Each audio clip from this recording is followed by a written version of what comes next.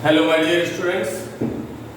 In the previous class we have discussed that how because of the political upheaval which took place in Russia, a government or a provisional government came into existence to run the Russia. And in that class only I have told you all that now the leader of the Bolshevik party, who was Vladimir Lenin, he returned to Russia. Now today in this class we shall discuss the two topics. First one, the revolution of October 1917, and second one, what changes came into the Russia after the revolution of October 1917. So first we shall discuss what were the causes which were responsible for the revolution of October 1917.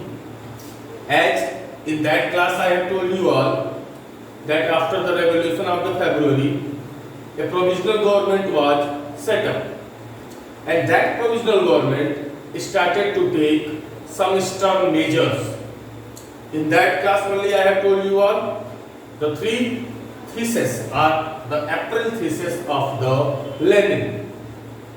So as Lenin saw that provisional government is getting control over the Russia, he thought that if there will be none to stop the provisional government, it may be possible that the provisional government which is there, that can be dictatorship. So in the September there was the discussion among the Bolshevik party as well as the All Russian Soviet of Congress for a revolution against the provisional government. Then on the October 16, 1917, Petrograd Soviet, means that the All Russian National Congress as well as the Bolshevik party, they both became agree for a socialist seizure in the Russia. For the socialist seizure, a military revolutionary committee was set up under the leadership of Leon Trotsky. The date of the upheaval or the date of the revolution was made secret. Means on the 16th October, it was not said that on which date the upheaval will take place. Then this upheaval started on the 24th October 1917. As upheaval started, the Prime Minister, who was Kornesky, he summoned the troops. He called the troops. In the sudden way, the government troops captured the building of two Bolshevik parties' press, means two press buildings of the Bolshevik party. Later on, the troops which were in the favor of the Tsar, they captured the military officers, other important officers, including the Winter Palace. After that, the supporters of the Bolshevik, who were in the army, industry, as well as the Petrograd Soviet, they actively participated, and Sip Arora sailed the Winter Palace, or in other words we can say Sip Arora bombarded the Winter Palace. Other vessels were also in the river Neva so that they can get control over the other buildings. Later on the 24 October, the important buildings of the Petrograd were under the control of the Bolsheviks.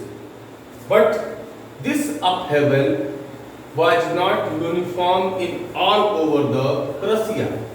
There were few areas where heavy massacre took place, especially in the Moscow.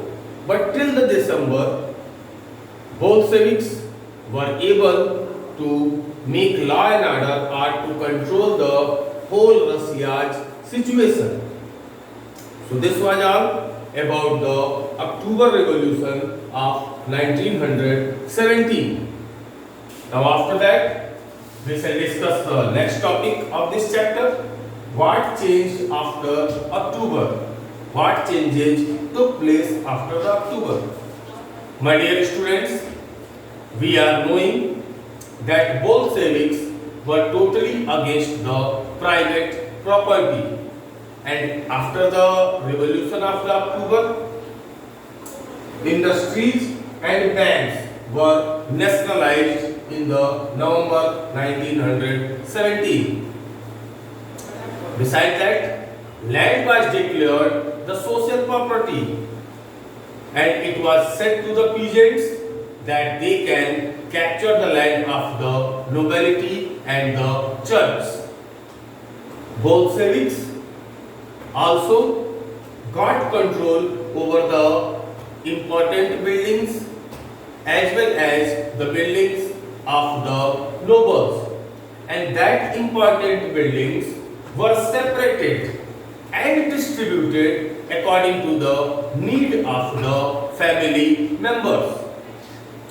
To symbolize the changes or to show the changes in the Russia, new dress for the army was designed, as well as in the 1918 new cap for the Soviet army was chosen in a dress competition, and that new hat of the Soviet got its name Budennovka.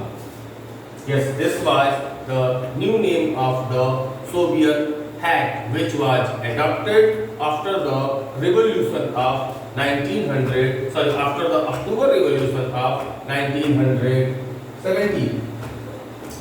Now,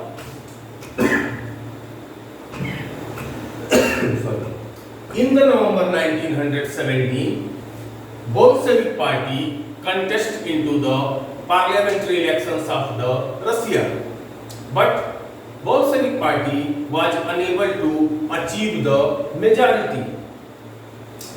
Later on, the assembly or the parliamentary assembly of the Petrograd, they rejected the proposals which were given by the Bolshevik party. They said that what measures are taken by the Bolshevik party, that is not for the welfare of all the individuals. This made the Lenin angry, and as a result of it, in January 1918, Lenin dismissed the assembly. After that, the Bolshevik party became the Russian Communist Party, or in other words we can say Bolshevik party changed its name and now it was renamed by the Russian Communist Party. And after the dismissal of the assembly in January 1918, now there was only one party in the Russia, or in other words we can say that now Russia became the single party country. Means now in the Russia there was only one party. All the trade unions, including the workers union, they brought under the control and surveillance. Now special police were appointed to check the activities of these trade unions and organizations, and those people who were against the measures of the Bolsheviks, they were suppressed. After that, in spite of getting a lot of controversy from the other people, Lenin made peace with the Germany, which was the common enemy of the Russia, in March 1918. After that,